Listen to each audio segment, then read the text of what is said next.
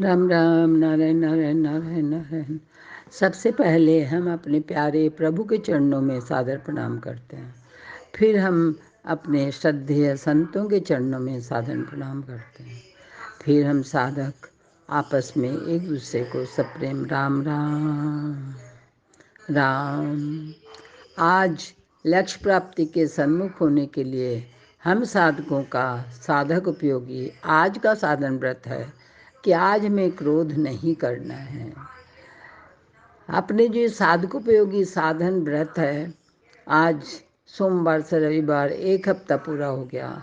अपने को विशेष सावधानी रखनी है कि साधन व्रतों का, साप्ताहिक साधन व्रतों का एकमात्र लक्ष्य है कि हम साधक इस व्रत का पालन करने में विशेष रूप से सावधान रहें, जिससे हमारे जीवन में उतर जाए और हम साधक भगवान की तरफ सन्मुख हो जाएं।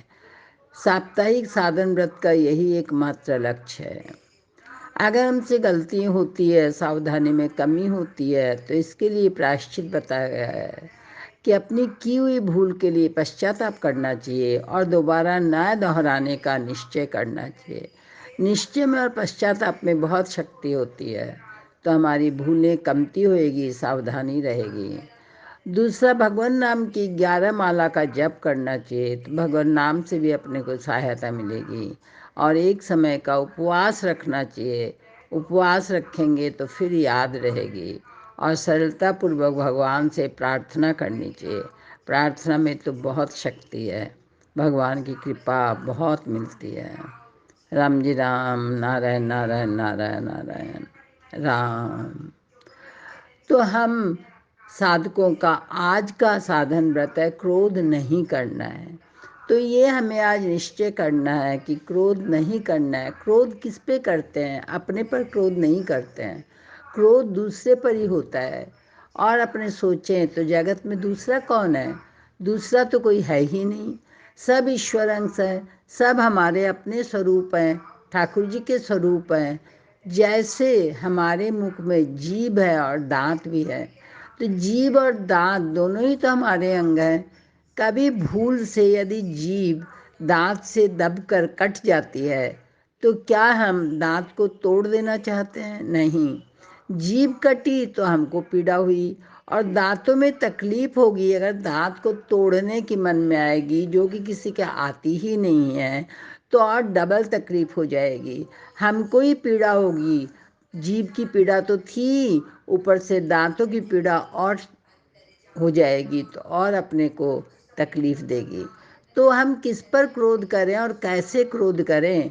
क्योंकि कोई दूसरा है ही नहीं। जीभ और दांत जैसे अपने ही अंग हैं, ऐसे सब अपने ही अंग हैं, दूसरा कोई नहीं है। दूसरा, ये सोचिए कि हम सब ईश्वर अंश है ना, तो सभी के अंदर अपार शांति भरी है। जो ठाकुर जी की शक्तियाँ हैं, जो ठाकुर जी के गुण हैं, वही हमारे अंदर भी हैं। ठाकुर जी जैसे हमें क्षमा करते रहते हैं, वैसे हम भी क्षमा के भंडार हैं। अगर हम गुस्सा करेंगे तो क्रोध जो है वो तो तामस वृत्ति है, वो अपने नुकसान ही नुकसान करेगी, कोई फायदा नहीं है। हमको क्षमा ही करनी चाहिए। किसी की अगर गलती हो भी जाए तो अब सोचना चाहिए कि हम तो क्षमा के भंडार हैं, हमारे अंदर अपार शांति है। हमें दूसरे का भला सोचना चाहिए और क्रोध नहीं करना चाहिए। क्रोध कभी हमारे मन में आ ही नहीं सकता है, ये निश्चय करना चाहिए। क्रोध कैसे हमें परेशान करेगा? क्रोध हमारे मन में कभी आ ही नहीं सकता है। सब हमारे अपने प्यारे हैं, उनका भला, उनकी फायदा उनका कैसे हो, उनका लाभ कैसे हो, वो अपने को सोचना चाहिए। क्रोध नहीं करना चाहिए। ये हमारा आज का व्रत है। प्रभु कृपा से, संतों की कृपा से हमारे क्रोध जरूर खत्म हो जाएंगे और हमारे अंदर शांति भरी रहेगी, क्षमा भरी रहेगी। राम जी राम, नारायण नारायण नारायण नारायण। हम कोई भी कभी भी आपको भूले नहीं।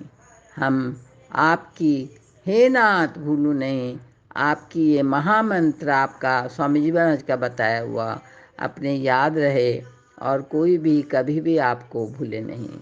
राम जी राम, नारायण नारायण नारायण नारायण, हे नाथ हम आप पे भूले नहीं, राम।